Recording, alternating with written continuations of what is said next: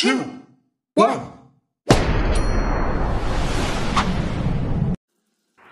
Hi, hello to everyone mga kanguso. So, for today's video or for today's vlog, share ko sa inyo ang healthy veggies na aming merienda. So, ayan, hinugasan ko na ang isang piraso na singkamas, pipino, and then carrots at kamatis, potato. Ayan.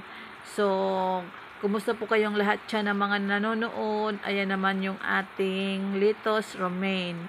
Ayan guys, so shout out muna kay Mama Aliyah from this style, kay Miss Joyce Diary, kay Rias Hub, syempre, ayan, kay Tita Pearl Channel.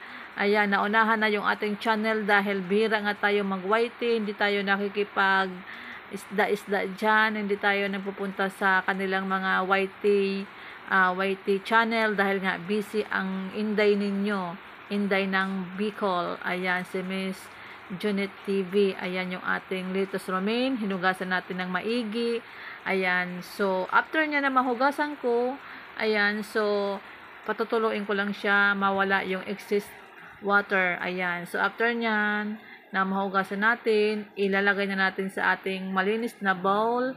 Ayan. So, ayan na yung ating gagawin. Ayan.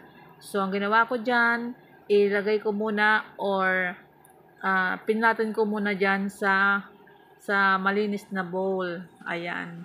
So, ayan. I-fast forward na natin para mabilis yung ating video. Ayan. Isa-isay natin na ilalagay yan. Parang naman may design yung ating kakainin na veggies na i-chop natin. So, dyan po natin ilalagay yung mga i-slice ko na mga katulad ng singkamas, carrots, at pipino. So, ayan na nga guys. So, after ko na dyan, ma-present yung ating lettuce. So, i-chop na natin yung ating singkamas. So, kinalahati ko lang yung aking singkamas dahil nga medyo may kalakihan siya dyan. So, next naman na merienda namin, akakainin namin yan. So, ayan na. So, again, i-slice natin ng pahaba ang singkamas. Ayan. So, yung tira ko dyan na kalating singkamas, nilagay ko sa 8x11 na plastic at ikikip ko sa ref, sa fridge. Ayan. So, ayan na nga. So, chika-chika muna tayo guys. Diyan, shoutout muna sa mga Tagalungib, Ligas, mga Tagalungib, Sorsogon City. Ayan. Kay Cap, Janice Delumin. Ayan. So, shoutout sa iyo classmate. Alam ko, nakasubscribe ka sa YouTube channel ko. Ayan. So, sa viewers natin na mga nanonood, mega love shout out to my team Puput, team Nikki, my Wildflowers family, my team Crystal Gem, ayan, kay Tita Pearl Channel, kay Kuya from this style, and kay Mama Aliyah TV. Si Mama Aliyah TV ay nakapokus sa kanyang Facebook Reels. Kaya naman, support guys. Thank you sa pag-subscribe. Ayan. So, ayan na nga. Dahil nga na-chop na natin yung ating singkamas, ilalagay na natin dyan sa ating ginawa na lettuce romaine na in-arrange. Ayan. So, ayan na guys. Next naman natin na i-chop dyan yung ating carrots. Ayan. So, ayan. And then, i-chop lang natin yan ng pahaba.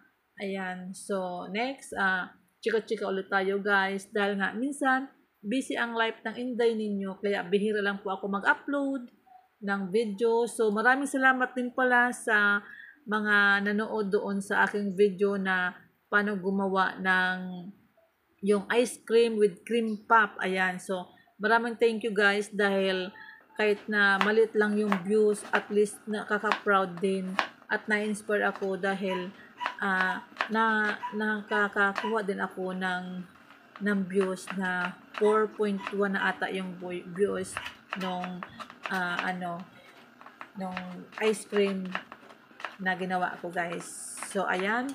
So, after nga natin na ma-chop yung carrots, so, syempre, ilalagay ulit natin dyan sa ating bowl. Ayan.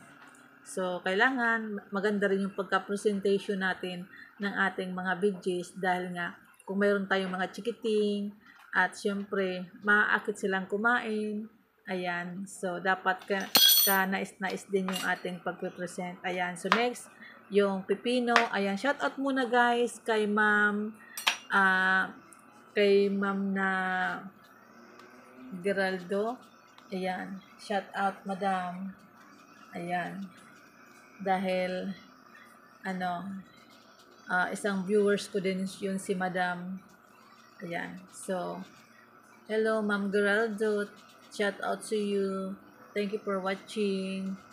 Ayan, so at sa my classmate, my batchmate, ayan, shout out guys dahil nakasubscribe din kayo sa channel ko. So, thank you sa always support to my YT members. Mega love shout out. Ayan, so bihira tayo mag-upload kaya minsan chika-chika tayo dito. Ayan, so nang nakaraang upload ko, nag-order tayo sa Avon. So ngayon naman, wala ako masyadong may upload kaya ito na lang ang ma-share ko din. Mai-upload ko itong merienda na healthy veggies. So ito guys, pwede kayo dito mag-add nung pwede rin apple yung prutas. Pwede kayo mag-add ng apple, orange, grapes. So pwede nyo ilagay dyan para yung mga chikiting ninyo nakakain, mas gusto nila na may kasamang prutas. At pwede kayong mag homemade ng sauce, yung mayonnaise, lagay ng ketchup. So ang tawag doon ay Thousand Island. So syempre, yun ay basic lang. So ayan na yung ating tomato, i-chop natin. Ayan guys. So ngayon, hindi ako gumawa ng homemade na sauce, pero mayroon akong biniling ready-made na sauce. Ayan, so mamaya makikita ninyo ang sarap niya. Yun ay Thousand Island nung Kipwi. Ayun. So, kayo na lang ang mag-ano kung anong tawag sa sauce na yun. Basta siya ay Thousand Island. So, ang ganda ng ating presentation. So, ayan na nga. Ayan yung ating sauce. Ayan. Kipwi ata yung tawag dyan. QP. Yan. Yan yung ating sauce. Ayan. Ang sarap niya guys. Promise.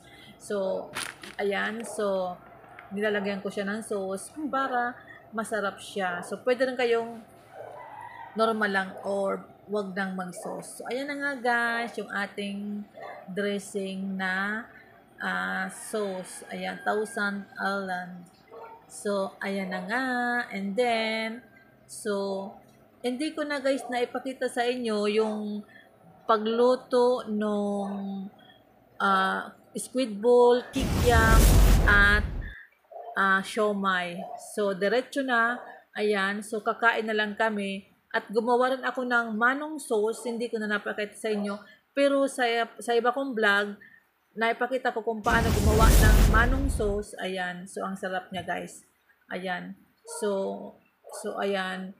Ayun naman, mayroon akong siomai sauce. Ayan. So, sa kabila kong vlog, mayroon akong sauce na ginawa niyan. So, kayo na lang po ang mag-scroll or magtingin sa playlist ko kung paano ba ginawa yung mga sauce na yan. So, ayan na nga.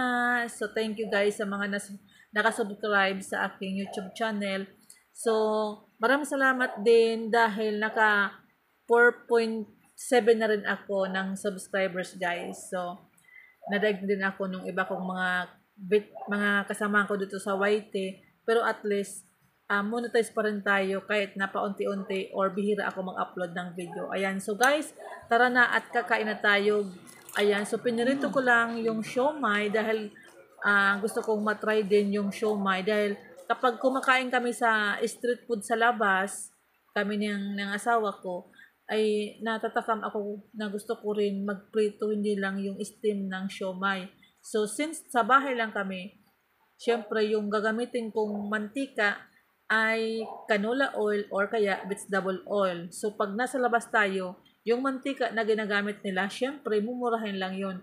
At syempre, pag nasa bahay, syempre, alam mo na talagang maganda yung gagamitin mo na oil. So, ayan na nga guys, tara, let's eat. Ayan, Mama Aliyah, kain-kain po, Kuya Promde, Rias Hab, kain, Miss Joy, Tita Pearl, ayan. So, classmate na si si Cap de Lumen, shout out, na barangay captain sa Barangay Lungib, Sorsogon City.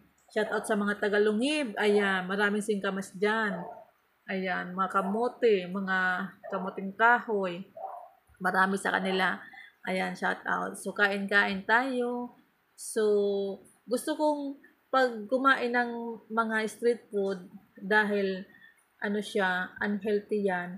Kaya nag-twist ako nung vegetable na yan para naman may masustansya sa ating katawan. Ayan. So, syempre, nakapakinis din yan sa katawan. So, ayan. So, kain-kain tayo, guys. So, that's it, guys, for today's video. Thank you for watching. See you on my next video. God bless!